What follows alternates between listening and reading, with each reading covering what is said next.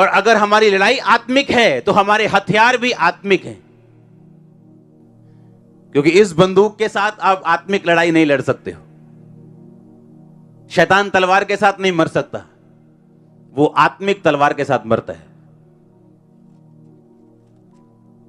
एक औरत, एक्सीडेंट हो गया उसका और बिल्कुल लोअर बैक पे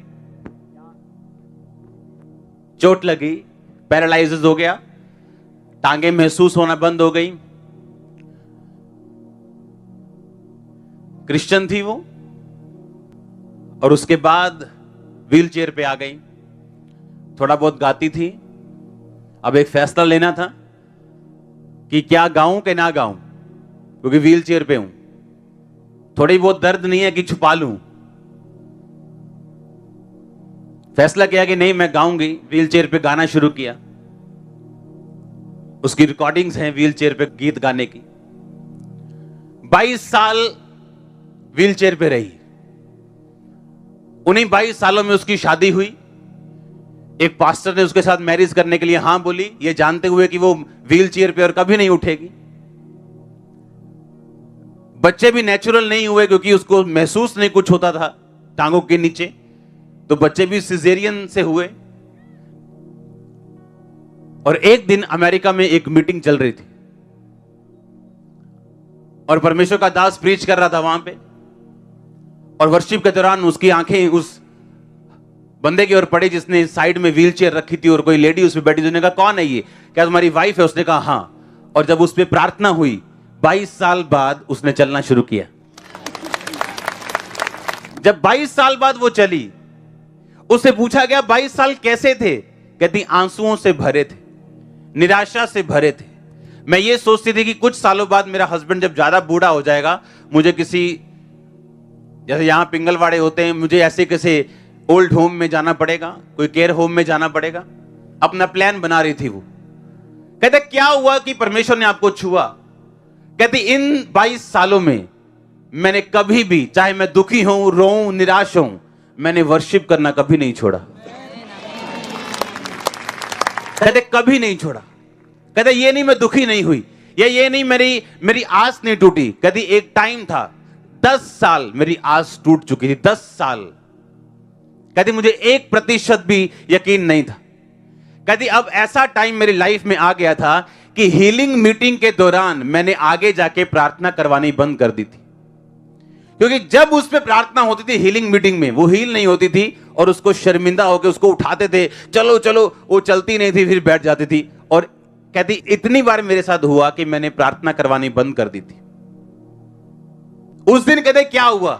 कहती मैं व्हील चेयर पे थी और मेरे सामने एक बेबी था, उसको किडनी की डिजीज थी, छोटा बच्चा था।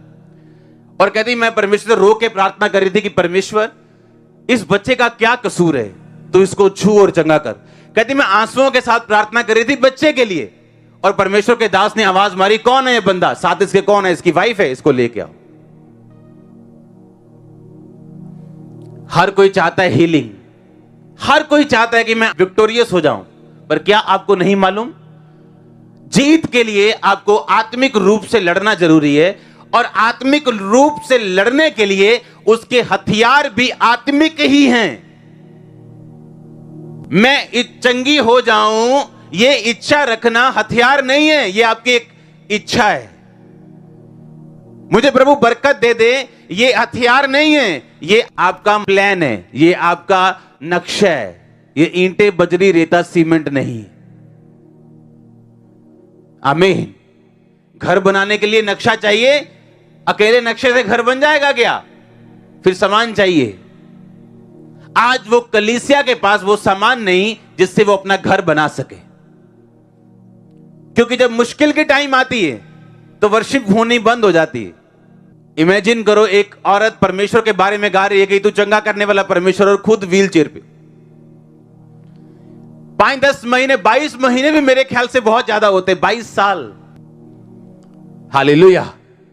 और जब उस औरत की हीलिंग के बारे में मालूम हुआ, उसके शहर का मेयर उसे रिसीव करने के लिए आया, क्योंकि वो छोटी हस्ती नहीं थी, वो बहुत मशहूर थी व्हील चेयर पे। वो सिंगर थी व्हील चेयर, लोग उसे व्हील चेयर वाली सिंगर बोलते थे। बहुत मशहूर थी, वो डेड हो चुकी थी उसकी टांगे, 22 साल, बच्चे भी उसके नॉर्मल नहीं हुए। अगर आप लड़ना चाहते हैं, क्योंकि आप जीतना चाहते हैं, अगर जीतना चाहते तो हथियारों से लड़ना पड़ेगा, और हमारे हथियार आत्मिक है। वर्शिप एक हथियार है। वर्शिप इतना खतरनाक हथियार है कि अपनी लाइफ के डीपेस्ट निराशा के अंदर अगर आप वर्शिप करेंगे, आप जल्दी बाहर आएंगे। एंड में आप हंसेंगे। वो लड़ाई होती है ना, कहते ना आखिरी हंसी मेरी होगी, यानी जीत मेरी होगी। आप आखिरी हंसी हंसोगे, और आपका जो शैतान दुश्मन है वो शर्मिंदगी भरी निगाहों से नीचे देखता होगा। आप आखिरी हंसी हंसोगे। आपको ये समझ होनी चाहिए कि मेरे पास हथियार हैं, लेकिन वो है क्या? वर्शिप एक हथियार है। जब ये मालूम नहीं मेरा हथियार क्या है, हथियार इस्तेमाल कैसे करने हैं, तो रिजल्ट आना तो दूर की बात है। वर्शिप एक हथियार है। वर्शिप कोई रिलीजियस प्रैक्टिस नहीं है।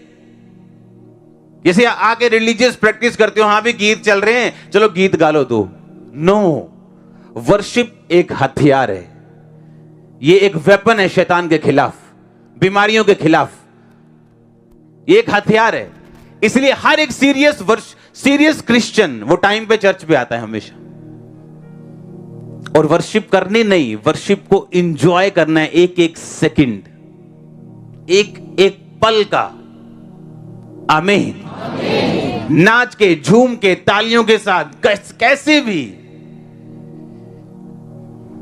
दाऊद से बड़ा राजा कोई नहीं था, और लिखा वो लड़कियों की तरह नाचता था जब वर्शिप करता था। उसकी वाइफ कहती थी, क्या तू, उसमें बाइबल में लिखा कंजरियों की तरह नाच रहा था। उसने कहा, जिस परमेश्वर ने मुझे ऊंचा किया उसके लिए मैं और नीचा होऊंगा। जिसने तेरे बाप का सिंहासन मुझे दिया। आमीन। और हम सोचते हैं कि नहीं, मैं मोहल्ले का प्रधान हूं तो मैं ऐसे ऐसे डांस करूंगा तो क्या लोग सोचेंगे। और एक राजा कह रहा है कि मैं इतना नीचा बनूंगा ताकि खुदा मुझे और ऊंचा कर सके। मैंने देखा चर्चों में लोग वर्शिप नहीं करते, ताली नहीं बजाते, आराम से बैठते हैं। नाचना तो बहुत दूर की बात है। कभी हथियार आराम से देखा चलाते हुए, आराम से। कैसे चलता है हथियार? ऐसे चलाते तलवार क्या? शारीरिक तलवार क्या ऐसे चलाते हैं आराम से? ये कोई प्रॉप थोड़ी है जिससे डांस हो रहा है। उसी तरह से जो आत्मिक हथियार है, वर्शिप है, वो भी आप ऐसे नहीं कर सकते सोए सोए, अभी जागे हैं बस। क्योंकि ये एक क्या है? हथियार है। आमीन। यीशु मसीह को बोला, अब हमें प्रार्थना करना सिखा प्रभु। परमेश्वर ने कहा, जब प्रार्थना करो तो बोलो, हे हमारे बाप तू जो आसमान में, तेरा नाम। यानी जब प्रार्थना शुरू करो तो वर्शिप करो, कि तेरा नाम पाक माना जाए। यानी तो वर्शिप करो खुदाबंद की। उसके बाद अपनी प्रेयर रिक्वेस्ट बीच में रखो। एक सैंडविच बनाओ, एक बर्गर बनाना है वर्शिप का, थैंक्स गिविंग। बीच में प्रार्थना रखनी। अगर बर्गर की टिक्की ऊपर होगी और न्यूडल ऊपर होंगे, अच्छा लगेगा? उसी तरह प्रभु को भी अच्छा नहीं लगता जब आप चर्च में आते ही बोलते हो, प्रभु जी हाय आज जी चंगा कर दी प्रभु। आपने बर्गर की टिक्की ऊपर लगा दी, सैंडविच का आपने वो टमाटर ऊपर रख दिया, और बुरा लग रहा है देखने में भी, खाने में भी।